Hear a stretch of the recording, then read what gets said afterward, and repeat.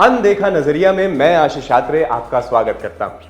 आज हम बात करने वाले हैं एक ऐसे टॉपिक की जो शायद आपको थोड़ा अनकंफर्टेबल तो कर सकता है। क्रिसमस एक फेस्टिवल शुरू हुआ था सिंप्लिसिटी से और आज बन गया है दुनिया का सबसे बड़ा shopping festival.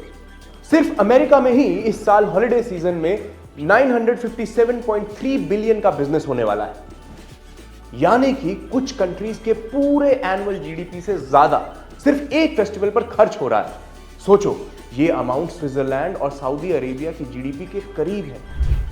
Commercialisation of Christmas. लेकिन ये शॉपिंग फेस्टिवल बना कैसे? इंटरेस्टिंग बात यह है कि क्रिसमस का कमर्शियलाइजेशन शुरू हुआ 1800s में। विक्टोरियन एरा में गिफ्ट एक्सचेंज होना कॉमन हुआ और फिर 1930s में कोका कोला ने अपने एड के जरिए सैंटा क्लॉज के रेड सूट को आइकॉनिक बना दिया। मार्केटिंग ने रिलीजन को रिटेल में कन्वर्ट कर दिया, और क्या कन्वर्जन था। विक्टोरियन ट्रेडिशंस ने क्रिसमस को एक फैमिली सेंट्रिक हॉलिडे बना दिया जिसमें गिफ्टिंग और फेस्टिविटीज सेंट्रल हो गए। कोका कोला के बाद एडवर्टाइजिंग ने सैंटा को ग्लोबली रिकॉग्नाइजेबल बना दिया, जो कंज्यूमरिज्म का मैस्कॉट बन गया। The black Friday phenomena.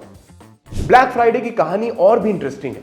1950s में फिलाडेल्फिया पुलिस ने इस टर्म को यूज किया था थैंक्सगिविंग के बाद की शॉपिंग रश को डिस्क्राइब करने के लिए। केओस इतना था कि पुलिस को एक्स्ट्रा शिफ्ट्स लेनी पड़ती थी, और आज ये एक ग्लोबल फिनोमेना बन चुका है। ऑनलाइन शॉपिंग ने ब्लैक फ्राइडे और साइबर मंडे को और बड़ा बना दिया है। अब क्रिसमस सेल सिर्फ एक दिन की नहीं, पूरे नवंबर से शुरू हो जाती है और बिलियंस के ट्रांजैक्शंस होते हैं वर्ल्ड वाइड।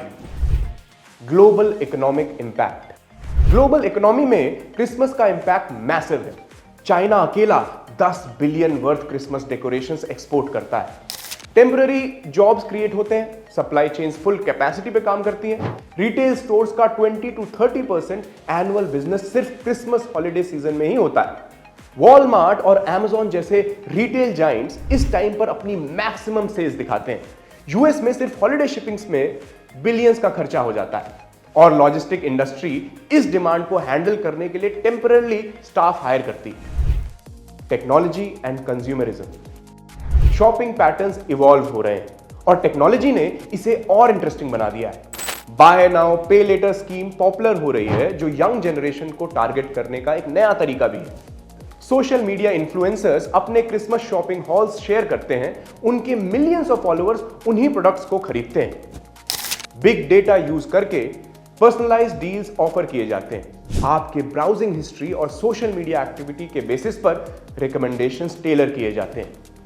रिटेल जायंट्स का पूरा फोकस आपकी स्पेंडिंग हैबिट्स को प्रिडिक्ट करना और मैक्सिमाइज करना है। The dark side of Christmas, consumerism. लेकिन इस कंज्यूमरिज्म का एक डार्क साइड भी है।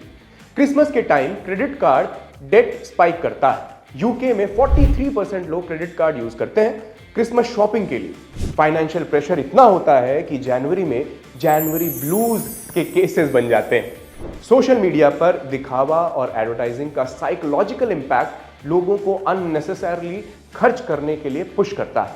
ये एक एक्सपेंसिव सेलिब्रेशन को जरूरत से ज्यादा फील करवाता है। Environmental impact. एनवायरमेंट पर इंपैक्ट और भी सीरियस है।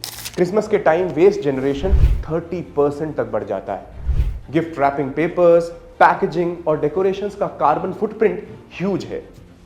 यूके में सिर्फ क्रिसमस डिनर से 10 मिलियन टर्कीज कंज्यूम होते हैं और 54 मिलियन प्लेट्स के बराबर खाना वेस्ट होता है।